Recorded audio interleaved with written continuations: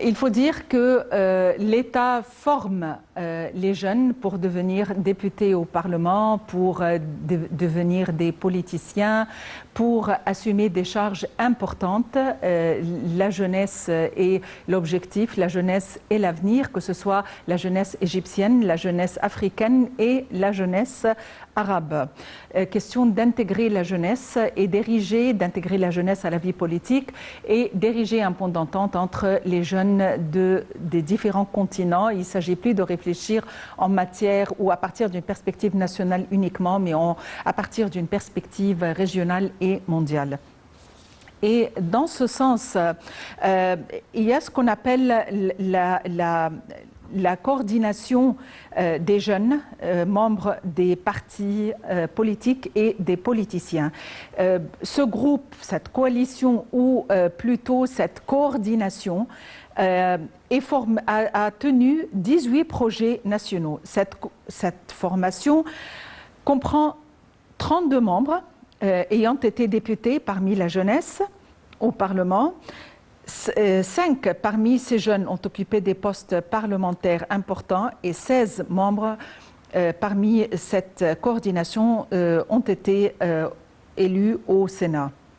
Il faut dire que ces jeunes ont tenu 18 projets nationaux, ont contribué à l'amendement de 22 des projets de loi, ont assisté à 180 réunions avec des responsables et ont soumis 72 projets et suggestions au gouvernement pour des projets. Donc, il s'agit de former les jeunes dans le cadre du programme présidentiel qui est formulé pour la jeunesse égyptienne et la chose a été divulguée et propagée et étendue vers les pays africains de manière à y intégrer les jeunes africains pour être formés dans le cadre de ce programme présidentiel qui consiste à les former pour l'avenir, pour devenir des politiciens, pour avoir un impact sur la vie politique et sociale de leur pays.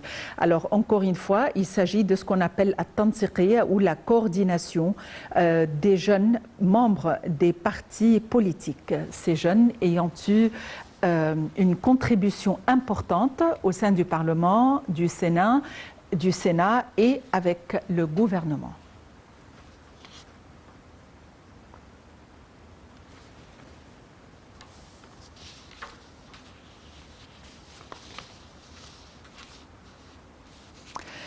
Il faut dire que l'agriculture est une option, est une vision plutôt, et pas seulement une option, c'est une vision importante pour l'Égypte, la sécurité alimentaire à un moment où le monde entier vit une crise. Il faut dire qu'au cours des 8 dernières années, l'État a accordé un vif intérêt au secteur de l'agriculture et un nombre de méga-projets agricoles ont été mis en place dans le but de promouvoir le secteur agricole et de renforcer la sécurité alimentaire. Nombreuses mesures ont été adoptées pour booster la productivité agricole, dont l'expansion horizontale des terres agricoles, des projets de bonification, une modernisation de l'irrigation et un soutien aux agriculteurs. Marwa Arafa et Ayachel nous disent davantage ou nous donnent davantage d'informations. Au cours des 8 dernières années, l'État a accordé un vif intérêt au secteur de l'agriculture. Nombre de méga-projets agricoles ont été mis en place dans le but de promouvoir le secteur agricole et de renforcer la sécurité alimentaire. Nombreuses mesures ont été adoptées pour booster la productivité agricole, dont l'expansion horizontale des terres agricoles, des projets de bonification, une modernisation de l'irrigation, un soutien aux agriculteurs. Le gouvernement s'attache à l'expansion agricole comme moyen de sécurisation des besoins du pays en produits agricoles. Plusieurs projets ont été mis en œuvre dans ce but. Touch Kalkhir, le nouveau delta, l'avenir de l'Égypte, le développement de la campagne, entre autres. L'objectif est d'augmenter la production locale de cultures stratégiques, de réduire l'importation, de garantir la disponibilité des cultures stratégiques, d'éradiquer la pauvreté dans les zones rurales et de promouvoir une agriculture durable. L'avenir de l'Égypte, c'est un méga projet agricole récemment inauguré par le président de la République. Il est situé le long de la nouvelle route de l'axe Rod el Farag Daba.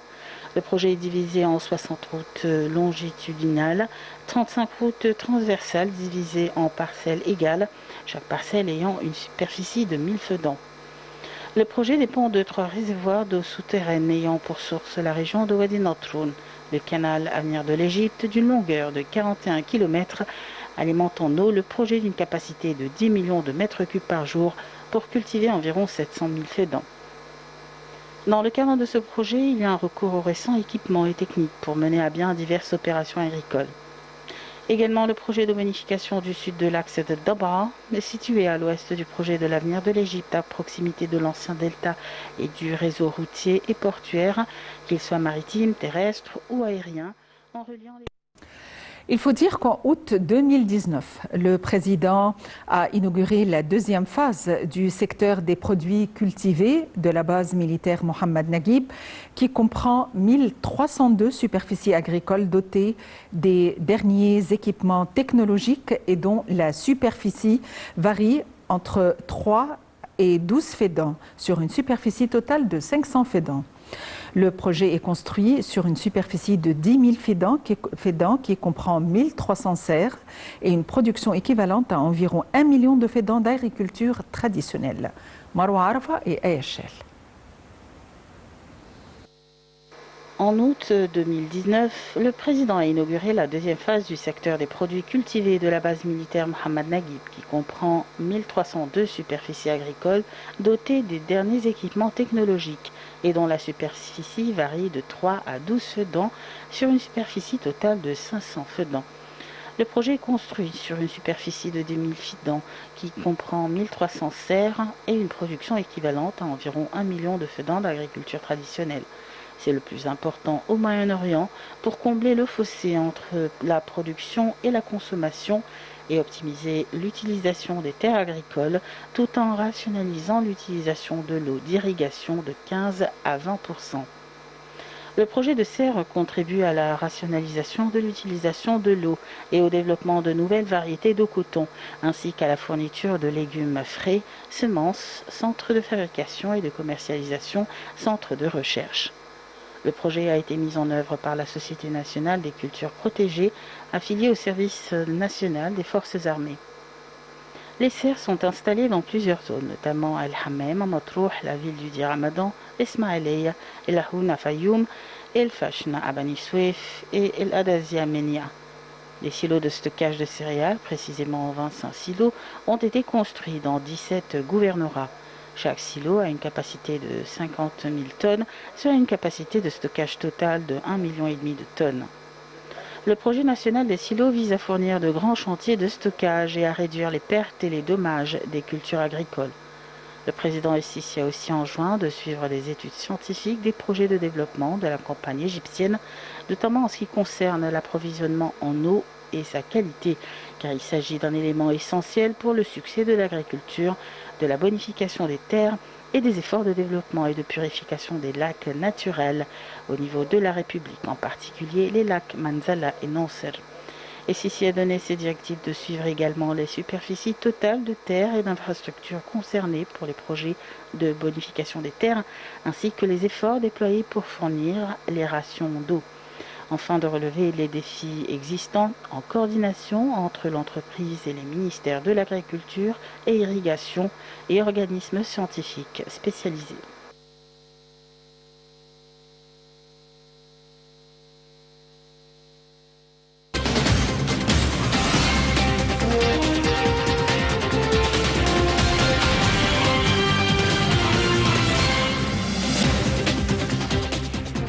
L'agriculture est le pilier de l'économie, le pilier de la sécurité alimentaire et aussi un des piliers de l'exportation. Il faut dire que depuis des années, l'État déploie des efforts énormes pour améliorer ce secteur. Les nouveaux projets de production agricole feront passer la superficie des terres agricoles en Égypte de 9 millions de fedans actuellement à 14 millions de fedans.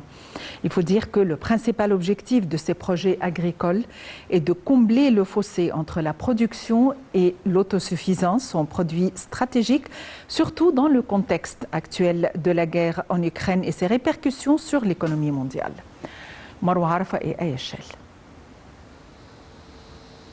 L'État déploie depuis plusieurs années d'énormes efforts pour améliorer le secteur agricole. Les nouveaux projets de production agricole feront passer la superficie des terres agricoles en Égypte de 9 millions de fedans actuellement à 14 millions de fedans. Le principal objectif de ces projets agricoles est de combler le fossé entre la production et l'autosuffisance en produits stratégiques, surtout dans le contexte actuel de la guerre en Ukraine et ses répercussions sur l'économie mondiale. L'enjeu de ces projets est d'étendre la culture du blé, notamment en raison de la guerre en Ukraine, qui a provoqué une hausse des prix des céréales. Le ministère de l'Agriculture a souligné qu'étant donné que le secteur agricole est un pilier de l'économie nationale égyptienne et depuis 2014, le secteur bénéficie d'un soutien sans précédent et continu de la part du gouvernement, car il contribue à environ 15% du PIB et absorbe plus de 25% de la main-d'œuvre en Égypte, en plus de la contribution tangible à la maximisation des devises étrangères à travers l'augmentation des exportations agricoles. Le ministère de l'Agriculture a ajouté que les différents domaines agricoles ont connu d'importantes réalisations, telles la mise en œuvre d'environ 320 projets agricoles d'un coût supérieur à 42 milliards de livres égyptiennes, le développement agricole et le soutien de petits agriculteurs, la lutte contre la désertification et de la limitation des effets du changement climatique. En outre, les ministres de la Solidarité sociale et de l'Agriculture, le PDG de la Fondation El Orman, ont récemment assisté à la signature d'un protocole de coopération entre les deux ministères et la Fondation El Orman pour fournir un soutien technique, logistique et financier et distribuer des têtes de veau à haute productivité aux familles les plus nécessiteuses dans le cadre de l'initiative présidentielle de développement de la campagne égyptienne Vie décente. Ce protocole vise à réaliser l'autonomisation économique dans les zones rurales et la sécurité alimentaire pour les citoyens dans les villages, de temps que l'augmentation du bétail constitue une forme de développement environnemental, louant les efforts déployés par la société civile dans le travail de développement.